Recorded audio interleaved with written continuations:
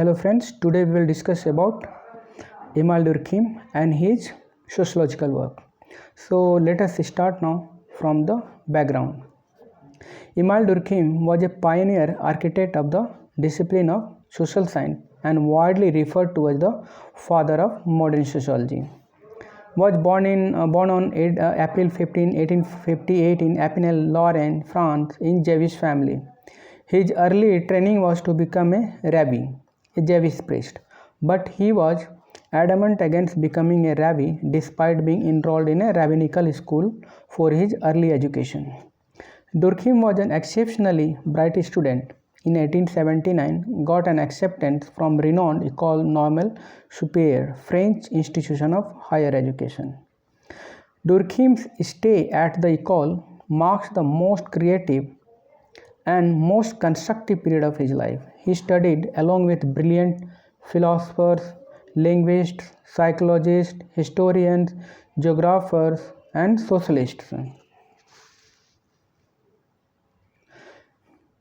Here he started losing interest in religion and became agnostic, not believing in God. He became graduated in philosophy in 1882 and after that started promoting scientific and secular learning in France.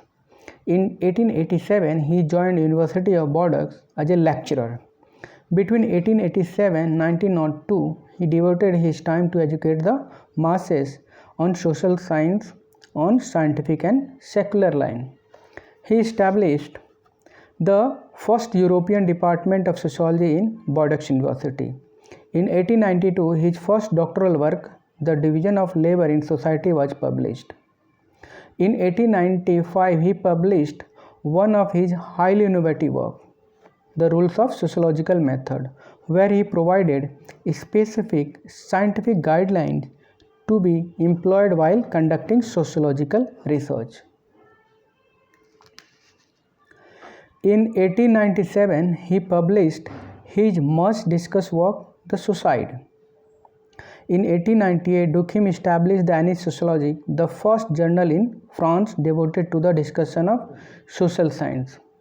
Meanwhile, in between, he became member of the advisory committee of Ministry of Education in shaping the education system in France.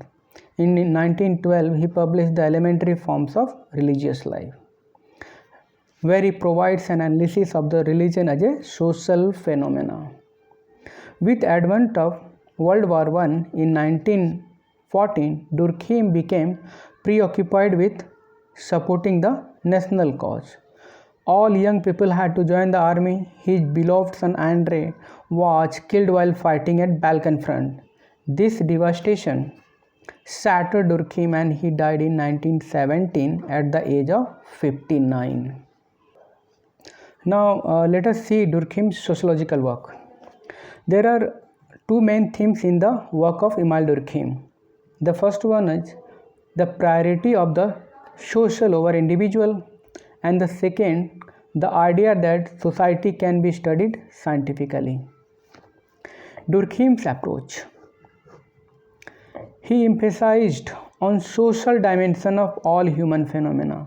For Durkheim, society is made up of social facts which exceeds one's intuitive understanding and must be investigated through observation and measurement. Durkheim argued that a sociologist should adopt positive science methodologies, observations, comparison, and classification and generalization. These ideas are so central to sociology that Durkheim is often seen as the father of sociology. So Durkheim here is emphasizing on positive science methodologies, which include the aspects of observations, comparisons, classification, and generalization. So these ideas are so central to the sociology that Durkheim is often seen as the father of sociology. Durkheim believed that sociology as an idea was born in France in 19th century. He wanted to turn this idea into discipline, a well-defined field of study. Although the term sociology was coined by Auguste Comte, there was no field of sociology in 19th century. There were no schools, no departments, or even no professors of sociology. Indeed, there was a strong opposition from existing disciplines to the founding of such field. The most significant opposition came from psychology and philosophy, two fields that claim already to cover the domain sought by sociology.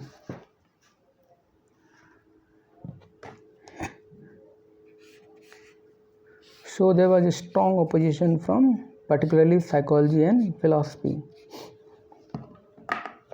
In fact, two major figures of philosophical school within sociology, Comte and Spencer, were far more interested in philosophizing, in abstract theorizing, than studying the social world empirically. Durkheim attacked both for relying on preoccupied ideas of social phenomena instead of studying the real world. Durkheim criticized Comte for assuming that theoretically that the social world was evolving in the direction of an increasing perfect society rather than engaging in hard, rigorous empirical study. Similarly, he accused Spencer of assuming harmony in the society rather than studying whether harmony actually existed. In order to give sociology a distinct identity, Durkheim proposed that distinctive subject matter of sociology should be the study of social facts. So, what are social facts? Let us see now.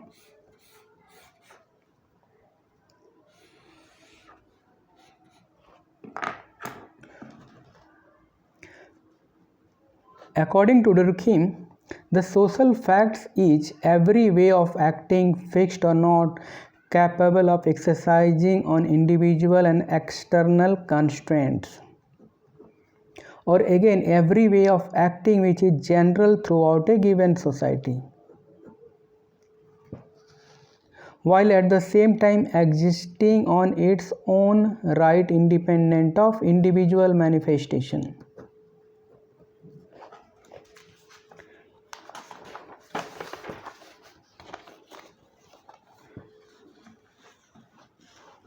Thus, social fact as an external constraint rather than internal drive, and is general throughout the society and is not attached to any particular individual. Durkheim argued that social facts are sui generis, it means unique, that is, social facts have their own unique character that is not reducible to individual consciousness. In fact, social facts can be explained only by other social facts. Thus, social facts can be empirically studied, are external to individual, are coercive of individual, and are only explained by other social facts.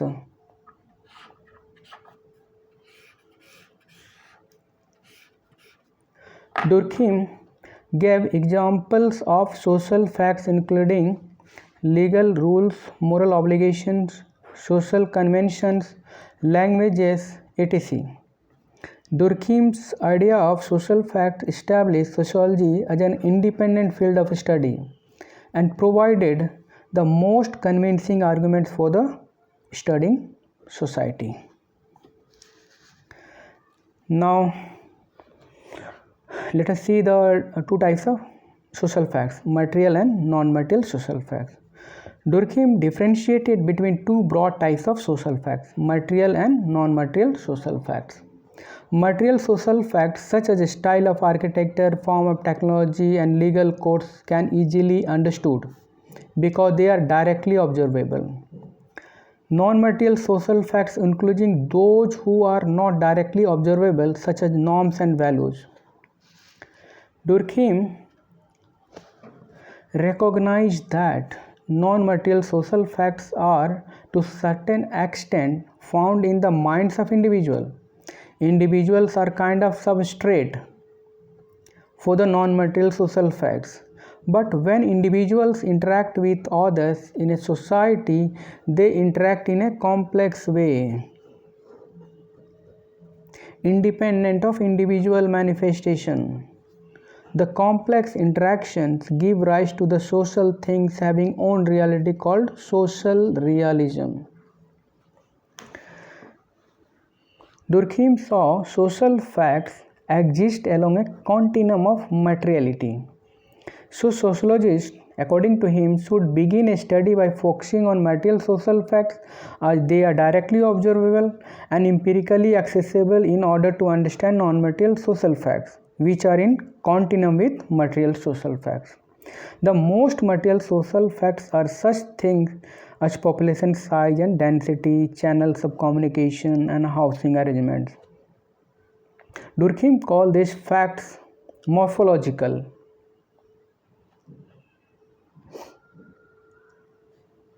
The next facts in a continuum are structural components, for example, bureaucracy, which are combination of material social facts, say building and number of people, and non-material facts such as bureaucratic norms.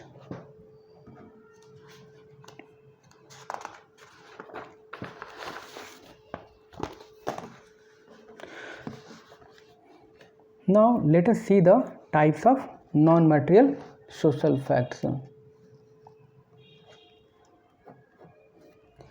There are four major types of non-material social types.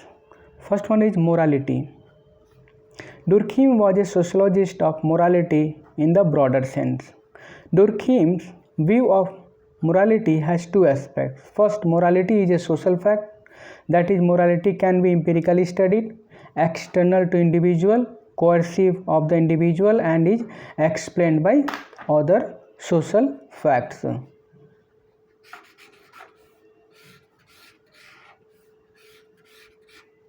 To understand the morality of any institution, we have to first study how institution is constituted, how it came to assume its present form, what its place is in the overall structure of the society, how various institutional obligations are related to the social goal, and so forth. Second, Durkheim was the sociologist of morality because his studies were driven by his concern about the moral health of modern society. Much of the Durkheim sociology can be seen as a byproduct of his concern for moral issue. For Durkheim, morality is identified with society. Therefore, society could not be immoral, but it could certainly lose its moral force. So, for Durkheim, morality is identified with society. Therefore, society could not be immoral, but it could certainly lose its moral force if the collective interest of the society becomes nothing but sum of individual self-interest. Without morality, the individual would be enslaved by the ever-expanding and insatiable passion and desire. Durkheim believed that the individual needs morality of external control in order to be free. So, morality is very much necessary for social existence. Without morality, individual would be enslaved by ever-expanding and insatiable passion and desire. Durkheim believed that the individual needs morality of external control in order to be free. Now, let us go to second non-material social facts. Collective conscience. Durkheim characterized the collective conscience in the following way. The totality of beliefs and sentiments common to every citizens of the same society form a determinate system which has its own life. One may call it the collective or common conscience. It is thus an entirely different thing for particular consciences, although it can be realized only through them.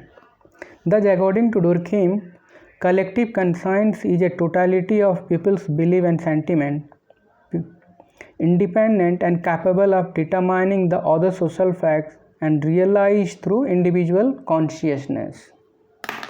Thus, according to Durkheim, collective conscience is a totality of people's belief and sentiment, independent and capable of determining other social facts and it is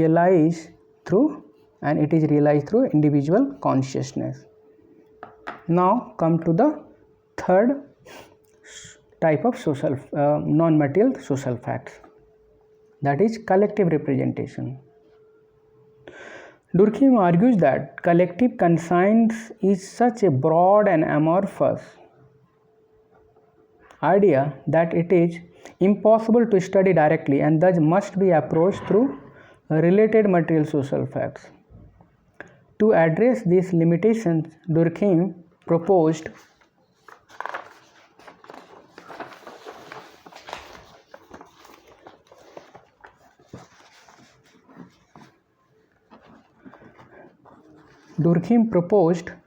another more specific concept called collective representation. The French word representation literally means idea. Durkheim used the term to refer to both collective conscience and a social force. For example, collective representations are religious symbols, myth, and popular legends. All of these are way in which society reflects on itself. They represent collective beliefs, norms, and values, and they motivate us to conform to these collective claims. Collective representations also cannot be reduced to individual conscience because they emerge out of social interactions. But they can be studied more directly than collective conscience because they are more connected to the material symbols such as flags, icons, pictures, and practices such as rituals. For example, we can look at sociological study that shows how representations of Abraham Lincoln have changed over time. Before 1950, pictures and paintings depicting him in larger than life, idealized, grand style, changing the fate of the nation. But by 1960s, these traditional pictures and paintings disappeared and replaced by new kind of representation on billboards, poster, cartoons, magazine cover, where Lincoln is playing saxophone arm in arm with a seductive Marilyn Monroe, wearing sunglasses, grasping a can of beer at a sea. These representations depict the change in social norms and values, articulating the diminishing of the Lincoln dignity. Fourth type of non-material social facts is social currents. Social currents are social facts in making. Durkheim put the examples of social currents as the grand wave of enthusiasm, indignation, and pity that are produced in public gathering. Social currents are ephemeral, that means very short-lived, less concrete and less crystallized than other social facts, but they are treated as social facts because they cannot be reduced to individuals and are coercive of individuals and come from social interactions. Durkheim argued that the complexity of intensity of interactions between individuals cause a new level of reality to emerge that cannot be explained in terms of the individual. It is very possible for these non-material and ephemeral social facts to affect even the strongest institutions.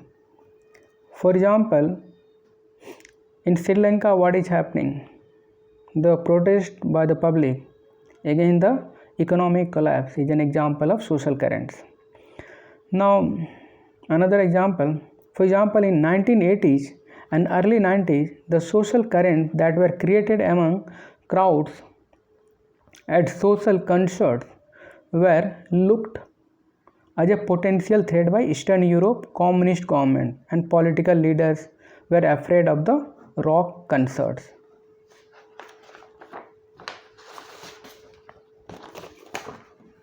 Because of the potential for the depressing individual feelings of alienations to be transformed into the motivational social facts of alienation.